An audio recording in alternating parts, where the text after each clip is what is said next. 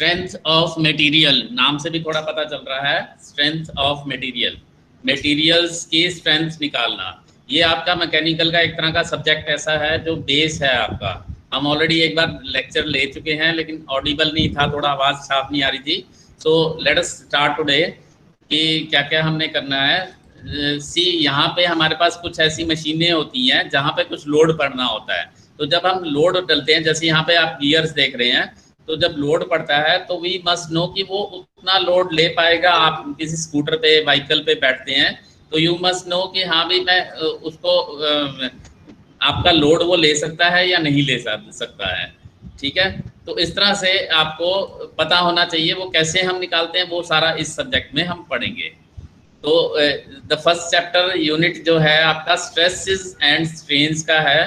So let us see what is this. Learning objective of this chapter is कि आपको load, stress, strain के बारे में पता होना चाहिए। Now how many types of loads are there, stress and strain कितनी तरह के हैं, thin cylindrical shells and principal stresses. अब अगर लोड की हम बात करें, लोड हम किसको कहते हैं, आप वैसे भी जनरल दिमाग में आपके लेते हैं, आप कहते हैं वैसे ही आज मेरे बहुत लोड हो रहा है। Any external force acting on a body is known as load. Any external force acting on a body is known as load. In SI system unit of load is newton. Newton आपको पता होना चाहिए। The classification of load, अगर हम classify करें, कई तरह से इसको क्लासीफाई कर सकते हैं according to manner of application of load, कि लोड आपका अप्लाई कैसे हो रहा है। First is dead load. Dead load या स्टैटिक लोड जो सालों साल पड़ा हुआ है, राइट। तो डेड लोड जो है वो एक लोड पड़ा हुआ है, आपकी छत के ऊपर एक पत्थर पड़ा हुआ है, आप एक जगह पे खड़े हैं। In this case the magnitude, direction and point of application are fixed. Magnitude fix है, पत्थर है वो 40 किलो का, 40 किलो का पड़ा हुआ है, उसकी डायरेक्शन वो नीचे की तरफ लोड डाल रहा है, और उसका पॉइंट ऑफ एप्लीकेशन भी आपको पता होना है कि छत के लेफ्ट से 10 मीटर की दूरी पे पड़ा हुआ है। That is dead load. Then there are live और फ्लक्चुएटिंग लोड। लाइव और फ्लक्चुएटिंग, एक छत के ऊपर आप देख रहे हैं कि 4-5 बच्चे खेल रहे हैं, तो वो लाइव लोड है। In this case the magnitude, direction and point of application of load acting on a body are not fixed. बच्चे मूव कर रहे हैं तो वो आपका एक तरह का लाइव लोड है। दूसरी कैटेगराइजेशन है according to the effect produced in the body. Body में इफेक्ट क्या होता है। फर्स्ट इज टेंसाइल लोड, उस दिन हमने स्टडी भी किया था। Tensile load is the effect of this load is to increase the length of body in the direction of its application. कि वो टेंसाइल लोड टेंशन में डालता है, खींचने के लोड में डालता है। The effect of this is to increase the length of load। इसकी डिफाइन अपने आप कर सकते हैं कि the load which tries to elongate a body is known as tensile load। तो इस तरह से डेफिनेशन भी आप अपने आप बना सकते हैं। देन अब देखिए बीच में ऐड हो रहे हैं, मैं इनको कैसे ऐड करूं, ये मुश्किल हो रही है मुझे।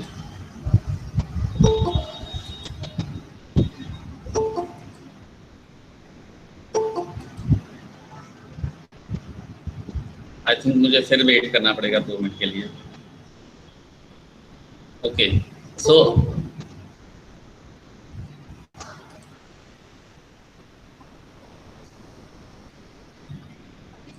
मैं दोबारा करता हूं कि इस यूनिट्स में हमने पढ़ना है the load. Any external force acting on a body is known as load.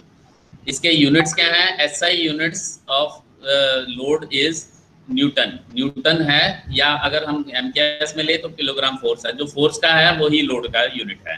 Classification according to manner of application, हमने कहा dead load and live load, 2 तरह के हैं।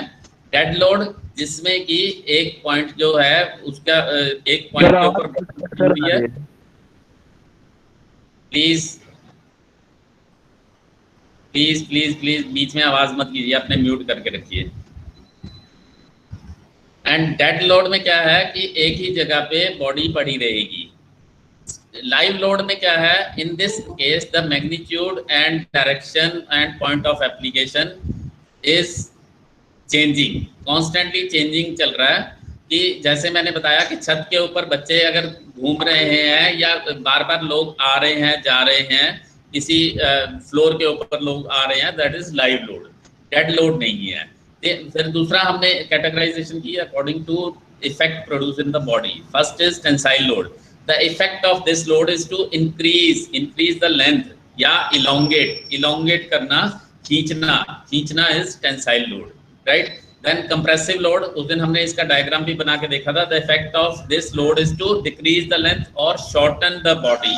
बॉडी को कंप्रेस करने से वो बॉडी शॉर्ट होगी. आप कहेंगे कि अभी हम एक ही डायरेक्शन में उसके डिस्कस कर रहे हैं, अगर शॉर्टन करेंगे तो उसकी दूसरी डायरेक्शन में बढ़ेगा भी, ठीक है, वो हम बाद में डिस्कस करेंगे. अभी उसको सिंप्लीफाई करने के लिए कंप्रेसिव लोड हम कहेंगे. एक मेजर एक्सिस पे उसको कंप्रेस करेंगे. Shearing load, the effect of this load is to cause sliding of one face of body relative to other. आपने उस दिन हमने दिखाया था कि अगर आपका ये पेन है और इसके ऊपर हम एक फोर्स इधर से लगा रहे हैं और एक फोर्स इधर से लगा रहे हैं, तो ये एक पोर्शन दूसरे के अकॉर्डिंग स्लाइड करना शुरू करेगा. Then there is bending load. The effect of this load is to cause a certain degree of curvature or bending in the body. Then there is twisting load. The effect of this load is to cause one end to rotate about its longitudinal axis relative to other. Rotate करता है. So अभी हमने 5 category बनाई. Main यही 5 category है. First is tensile, compressive, shear, bending and twisting. Tensile, compressive, shear, bending and twisting, ये 5 तरह के लोड हैं. आप याद भी करते रहिए क्योंकि ऑब्जेक्टिव में भी ये क्वेश्चन पूछे जा सकते हैं.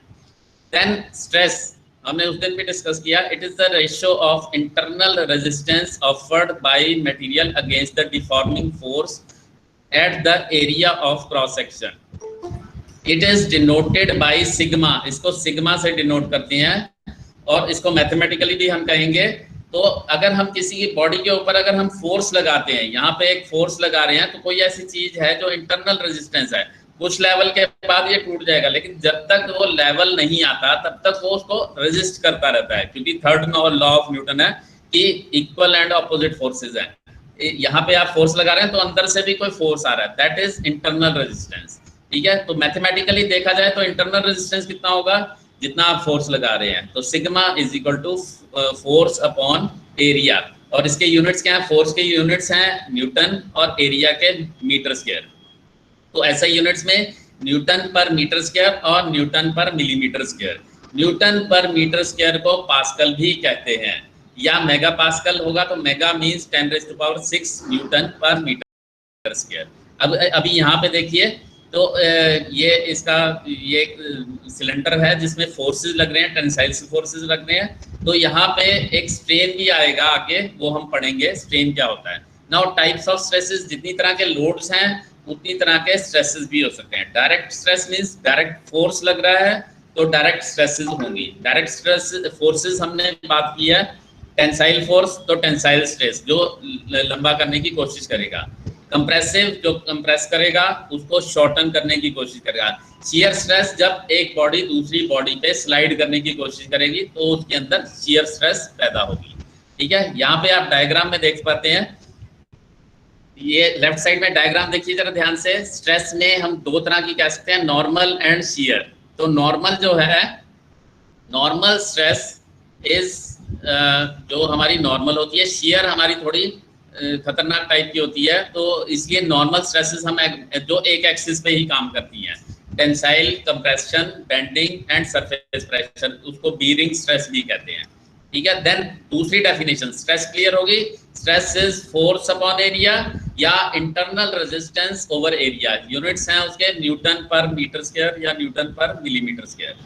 Strain, it is the ratio of change in dimension to the original dimension. एक लिमिट है, आपने इसको खींचना शुरू किया तो कुछ ये इलोंगेट, जैसे रबड़ होता है, कुछ इलोंगेट होता है और थोड़ी देर बाद जैसे ही आप छोड़ते हैं वापस आ जाता है. तो स्ट्रेन क्या पैदा हुई कि आपने उसको खींचा तो चेंज इन डायमेंशन, एक लेंथ में डायमेंशन में चेंज हुआ बटे original dimension. It is donated bye eta epsilon. It is dimension less quantity, क्योंकि चेंज इन डायमेंशन वो भी मीटर है और ओरिजिनल डायमेंशन वो भी मीटर है. टाइप्स ऑफ स्ट्रेन वो भी वही होंगी, linear strain, tensile strain, compressive strain, जो एक ही लीनियर में होंगी. अब यहाँ पे डायग्राम में देखिए, टेंसाइल स्ट्रेन है, it is the ratio of increase in length to original length.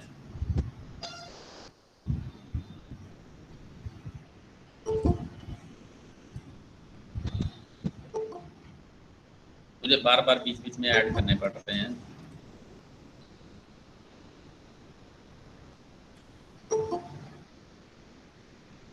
अब मीटिंग कब करेंगे अगर यही ऐड करते रहेंगे हम।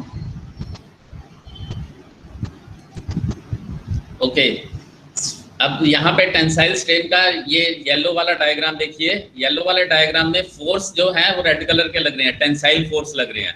तो आप देखिए कि इसमें कुछ लेंथ इसकी बढ़ गई है। एल ओरिजिनल लेंथ है, एल इसकी ओरिजिनल लेंथ है, एल प्लस डेल्टा एल इसकी फाइनल लेंथ हो जाती है। तो that means delta L is increase in length.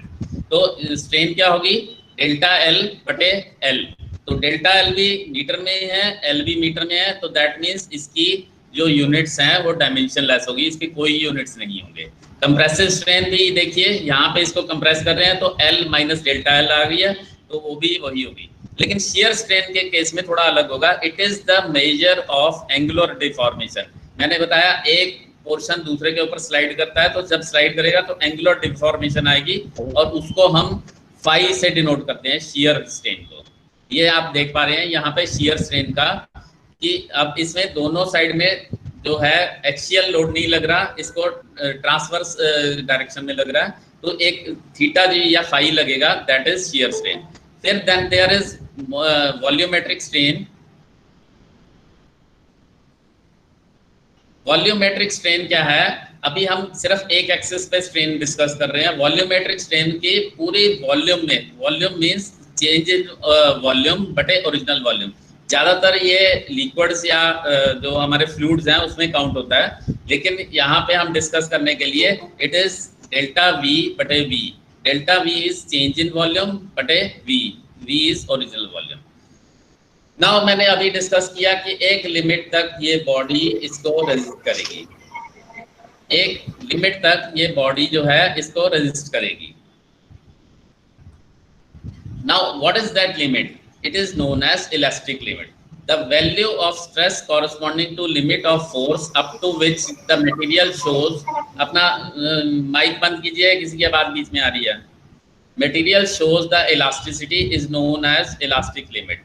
जहां तक वो elasticity, that means removal of force हो, जैसे ही removal of force होगा वो ओरिजिनल अपनी पोजीशन में आ जाएगी। मैं इसको खींचता हूँ रबड़ की तरह, जैसे ही मैं छोड़ता हूँ वो वापस अपने पोजीशन में आ जाता है, तो उसको हम कहते हैं इलास्टिक लिमिट। इलास्टिसिटी, जहां तक वो मटेरियल इलास्टिसिटी शो करता है, या हम दूसरी तरह से कह सकते हैं the limit at which the removal of load completely regains its position is known as elastic limit. Then there was Robert Hooke, जिन्होंने रॉबर्ट हुक ने एक हुक्स लॉ बनाया।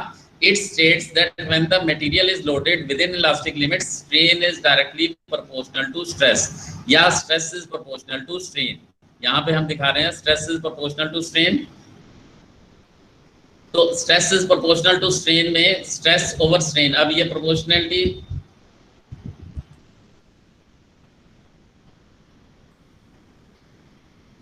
kindly don't disturb, I am requesting all of you कि don't disturb, बीच बीच में present करने लग जाते हैं। अमित साई, मैं मीटिंग से बाहर कर दूंगा अगर कोई मेरे को ऐसा दिखेगा, प्लीज डोंट डिस्टर्ब। बाकी भी बच्चे बैठे हुए हैं यार, चुपचाप अपना लिसन कर लो, जिनको नहीं सुनना वो बाहर जा सकते हैं।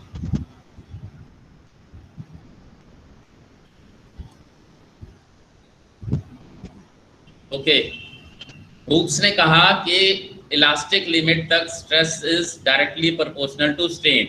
If it is proportional then उस प्रोपोर्शनलिटी को हटाने के लिए एक कांस्टेंट लाना पड़ेगा, एंड दिस कांस्टेंट जो है stress over strain is equal to constant, and this constant is known as coefficient of elasticity और मॉडुलस ऑफ इलास्टिसिटी, या इसको यंग मॉडुलस ऑफ इलास्टिसिटी भी कह सकते हैं। तो अब जब तीन तरह की हमारी स्ट्रेन है तो तीन तरह के मॉडुलस ऑफ इलास्टिसिटी भी हो सकते हैं। Young modulus of elasticity direct strain, tensile stress बटे टेंसाइल स्ट्रेन, या compressive stress over compressive strain होता है। देन मॉडुलस ऑफ रिजिडिटी, ये शियर स्ट्रेन के केस में आता है। जो यंग मॉडुलस ऑफ इलास्टिसिटी है ई, जिसको कैपिटल ई से डोनेट करते हैं, तो capital E is equal to sigma over epsilon, sigma over epsilon, मैंने उसके एप्लीकेशन भी बताए हैं आपको। मॉडुलस ऑफ रिजिडिटी सी या जी से डिनोट करते हैं, कैपिटल जी से। It is ratio of ratio of shear stress to shear strain, और एक हमारा आता है which is known as bulk model of elasticity, K, capital K से। तो तीन हो गए, capital E, capital G and capital के।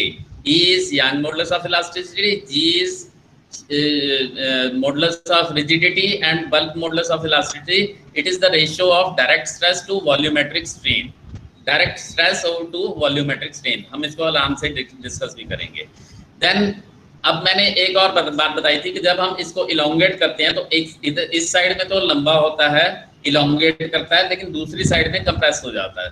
तो जो दूसरी साइड का दूसरी डायरेक्शन में स्ट्रेन पैदा होती है, that is known as lateral strain. Definition wise हम बात करें, the strain perpendicular to direction of to applied load is known as lateral strain. मैंने लोड तो इधर लगाया, लेकिन उसके परपेंडिकुलर में जो स्ट्रेन पैदा हो रही है, that is known as the lateral strain. So lateral strain is delta D over D. D is जो दूसरी साइड की डायरेक्शन है, डायमीटर, चेंज इन डायमीटर बटे original diameter.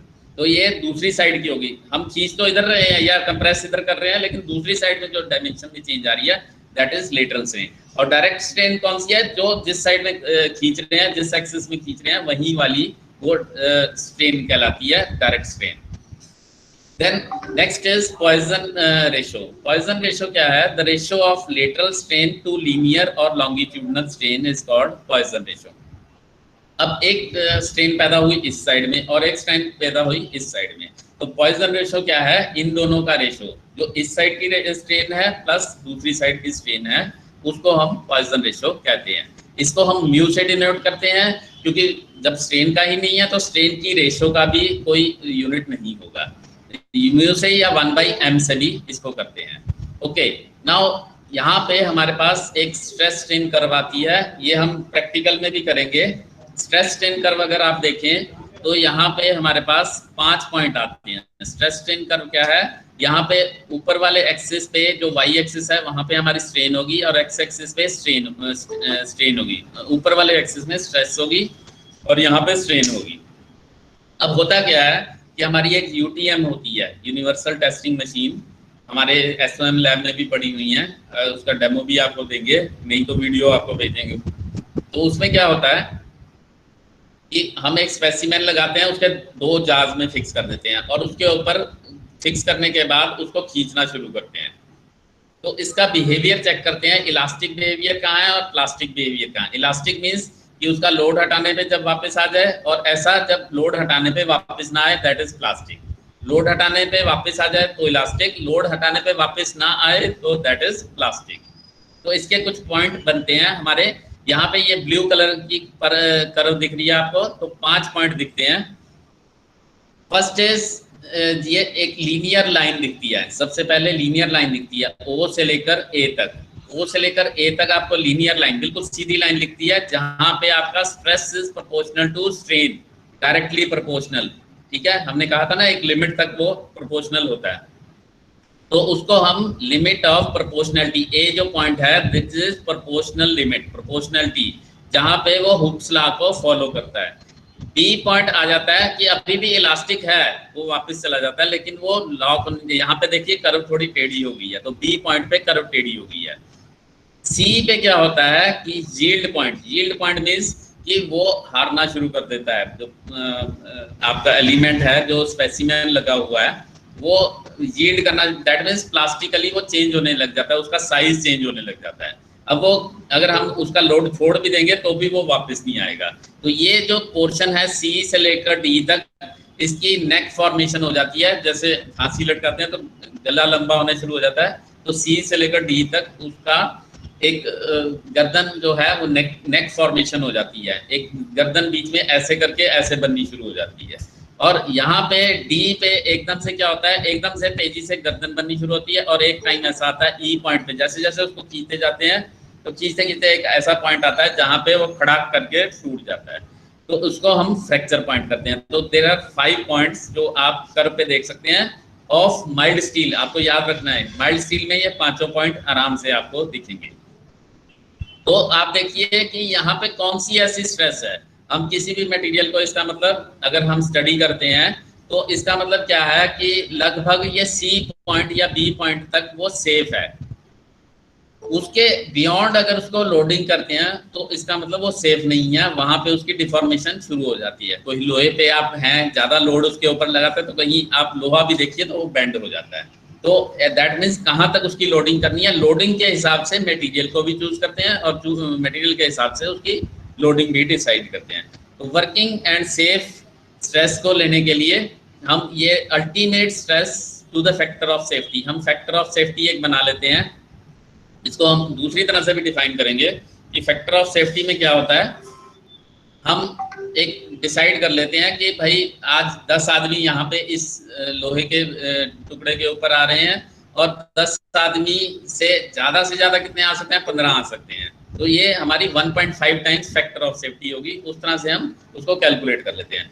Percentage elongation, it is the percentage increase in length to the gauge length. अब जब हम उसको specimen को खींचते हैं, उसकी गेज लेंथ पहले ही नाप लेते हैं कि वो 200 मिलीमीटर का है। तो 200 मिलीमीटर जब टूटने के टाइम उसको फिर दोबारा जोड़ते हैं, 200 वाला अगर 300 मिलीमीटर हो गया है तो दैट मीन्स इलोंगेशन कितनी हुई, 100/200, 50% वो बढ़ गया है। 50% उसकी इलोंगेशन ज़्यादा हो गई है।